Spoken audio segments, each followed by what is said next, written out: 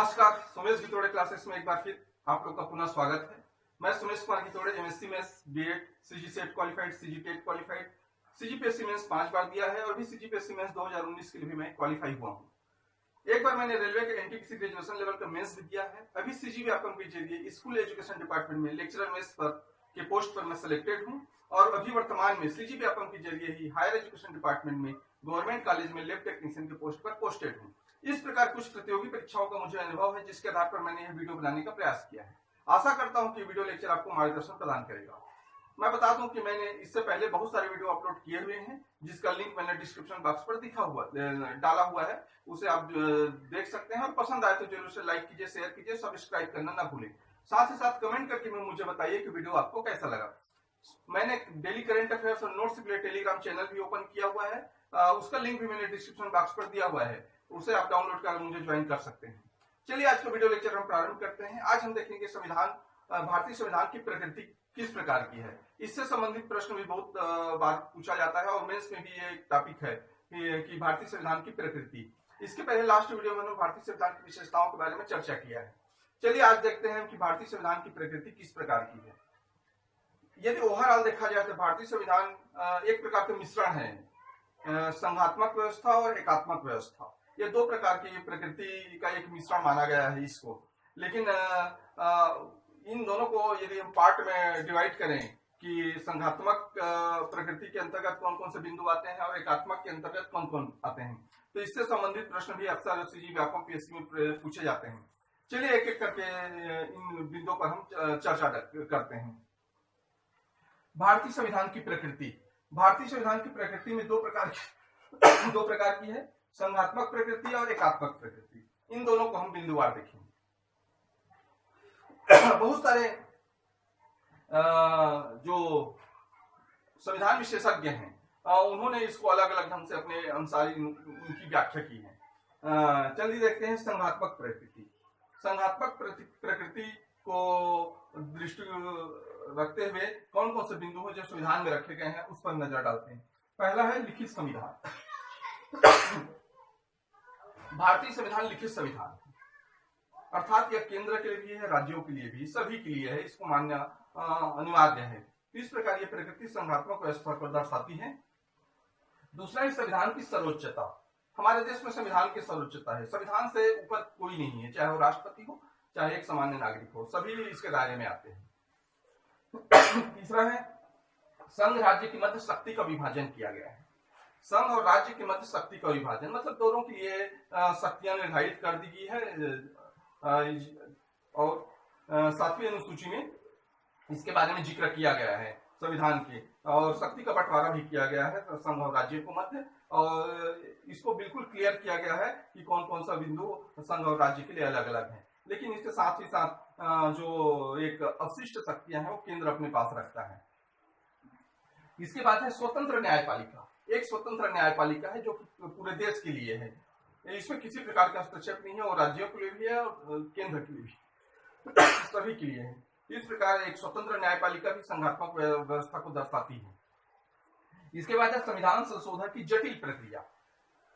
संविधान संशोधन करने की जटिल प्रक्रिया एक तो साधारण बहुमत से हो जाता है जो कि संसद पास कर लेती है, और दूसरा जिसमें संसद की जरूरत होती है लोकसभा, राज्यसभा, साथ ही साथ पूरे जो विधानसभा है उसका बहुमत भी चाहिए होता है। तो इस प्रकार एक संविधान संशोधन की प्रक्रिया कहीं कहीं पर बहुत ही जटिल प्रक्रिया है और कहीं पर एकदम साधारण बहुमत से भी वो पास हो जाता है। तो इस प्रकार ये जटिल जो प्रक्रिया है वो संघात्मक प्रकृति को दर्शाता है। केंद्र राज्य में पृथक सरकार। केंद्र में अलग सरकार है और राज्यों में अलग अलग सरकारें होती हैं। ये भी संघात्मक व्यवस्था को दर्शाती है, फेडरल सिस्टम को दर्शाता है कि भारत में संघात्मक प्रकृति का संविधान की स्थापना की गई है। उसके बाद है संसद में उच्च सदन या राज्यसभा का होना। संसद में उच्च सदन का होना, जैसे लोकसभा होता है तो उसमें केंद्र के जितने भी एमपी होते हैं वो सब उसमें चुन कर जाते हैं। लेकिन एक राज्य है, एक राज्यसभा एक ऐसी व्यवस्था है जिसमें लगभग सभी स्टेट के शामिल हो जाते हैं। उसमें सभी स्टेट के जो पार्लियामेंट है, मेंबर ऑफ पार्लियामेंट है या संसद सदस्य हैं वो शामिल हो जाते हैं। तो ये व्यवस्था राज्यसभा का होना भी संघात्मक प्रकृति को दर्शाता है, इसको भी आप याद रखेंगे। उसके बाद है ऐसे तत्व, ये सब का तो विवरण संविधान में है, साथ ही साथ कुछ ऐसे तत्व भी हैं जिनका वर्णन संविधान में नहीं किया गया है, लेकिन अप्रत्यक्ष रूप से या प्रत्यक्ष रूप से संघात्मक प्रकृति को, उस व्यवस्था को कहीं न कहीं प्रभावित करते हैं। इसमें कुछ बिंदु है, जैसे दलीय व्यवस्था। भारत में दलीय व्यवस्था के आधार पर निर्वाचन होता है, चुनाव होते हैं, जैसे BJP, Congress, BSP, Trinamool Congress, JDU, Samajwadi party, बहुत सारे ऐसे लोकल पार्टियां भी हैं, क्षेत्रीय पार्टियां भी हैं, वामपंथी दल हैं। तो ये सब दलीय व्यवस्था जो है ये भी कहीं कहीं संघात्मक व्यवस्था को प्रभावित करते हैं। दूसरा है नीति आयोग। नीति आयोग जो कि पहले योजना आयोग के रूप में कार्य करता था, उसका नया नामकरण हुआ है नीति आयोग। तो नीति आयोग भी संघ और राज्य दोनों के लिए योजना बनाता है, वो नीति निर्धारण करता है, उसको लागू और एक अनुशंसा करता है उसको। और इसके बाद है आपका राष्ट्रीय विकास परिषद, जो कि इसका अनुमोदन करता है। राष्ट्रीय विकास परिषद और पूरे भारतवर्ष के लिए, सभी स्टेट के लिए और केंद्र सरकार को, या आपका संघ राज्य क्षेत्र है उसके लिए भी ये व्यवस्था है। तो इस प्रकार ये नीति आयोग और राष्ट्रीय विकास परिषद ये कहीं न कहीं आपका संघात्मक प्रकृति को भी प्रभावित करता है। तो इसको भी हम संघात्मक प्रकृति का मान सकते हैं। इसके बाद है प्रधानमंत्री का व्यक्तित्व।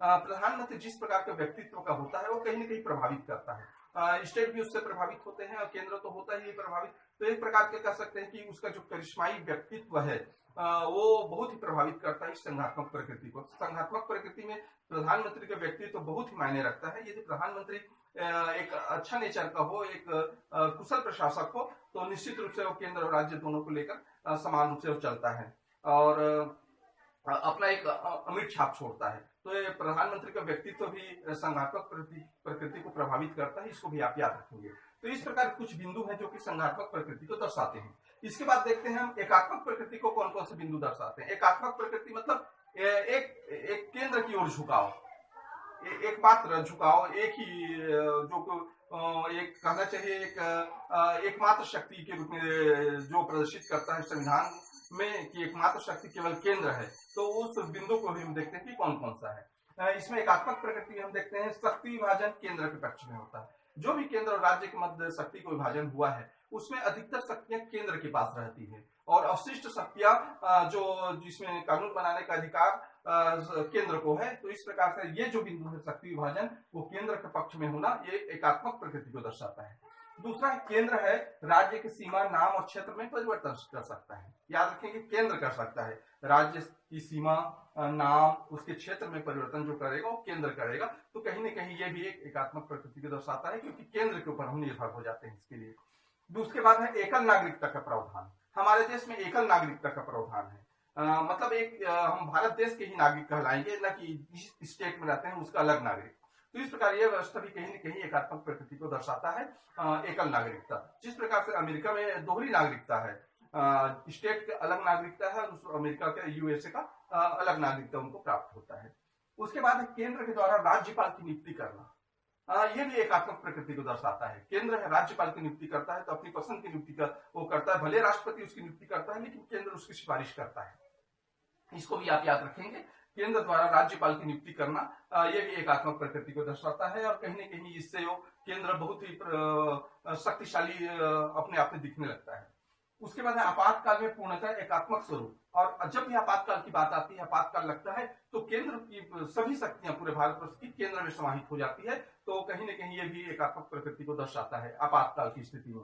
उसके बाद राज्यों में राष्ट्रपति शासन लगाना, राज्यों में राष्ट्रपति शासन लगाना यह भी केंद्र करता है। याद रखेंगे राष्ट्रपति के थ्रू करते हैं, जो संबंधित स्टेट है उसके राज्यपाल अनुशंसा करते हैं और केंद्र फिर राष्ट्रपति को प्रस्ताव भेजता है कि यहाँ राष्ट्रपति शासन लगाया जाए। तो राज्यों में राष्ट्रपति शासन लगाना भी एकात्मक प्रकृति का है, इसको भी आप याद रखेंगे।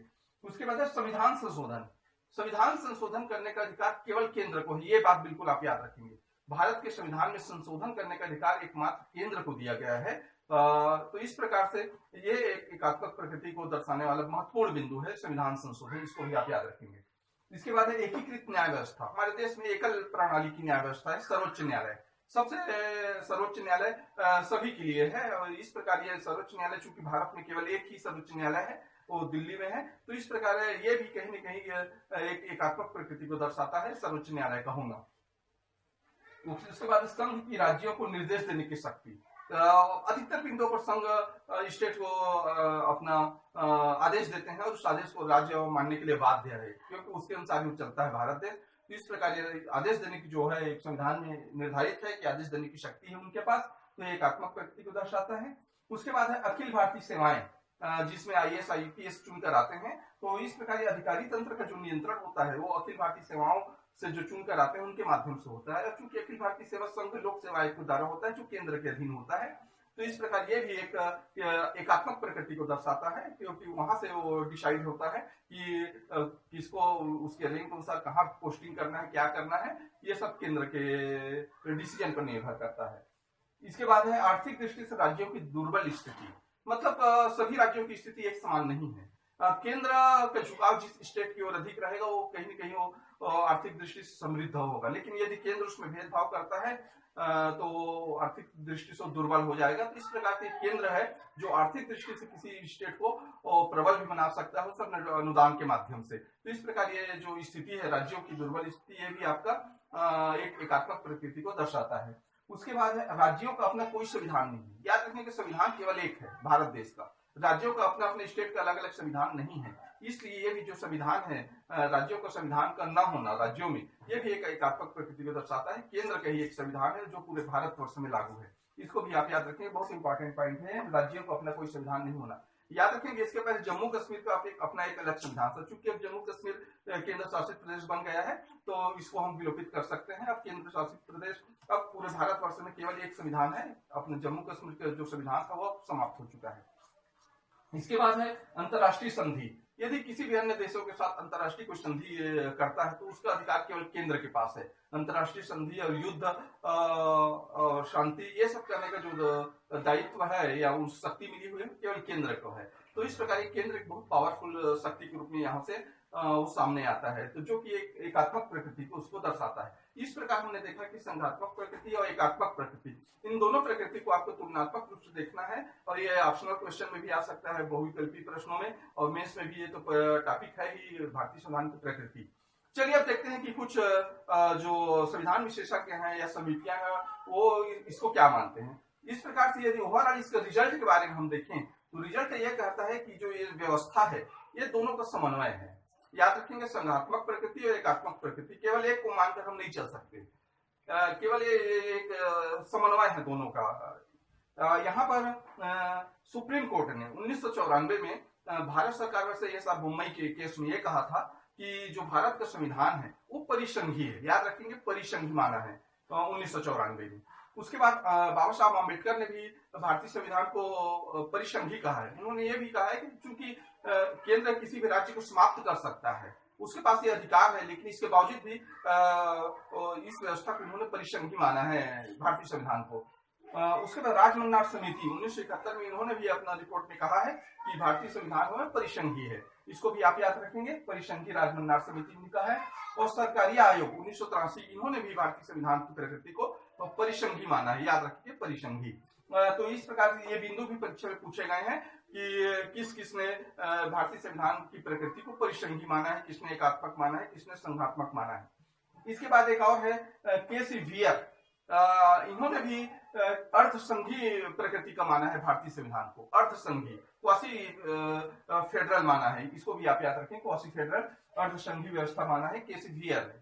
उसके बाद डीडी बसु ने, जो संविधान विशेषज्ञ हैं डीडी बसु, इन्होंने संघात्मक और एकात्मक प्रकृति का संयोजन माना है, इसको एक समन्वय माना है, दोनों का मिला जुला रूप माना है। इस प्रकार से जो प्रकृति है संघात्मक और एकात्मक बहुत इंपॉर्टेंट है, ये परीक्षा में अक्सर पूछे जाते हैं। तो इसको आप बहुत अलग अलग दोनों को, संघात्मक प्रकृति के बिंदुओं को अलग देखेंगे आप और एकात्मक प्रकृति के बिंदु को अलग देखेंगे। साथ ही साथ किसने इसको परिसंघी कहा है, किसने अर्धसंघी कहा है, किसने इसको दोनों बिंदु को संयोजन कहा है, इसको भी आपको देखना है।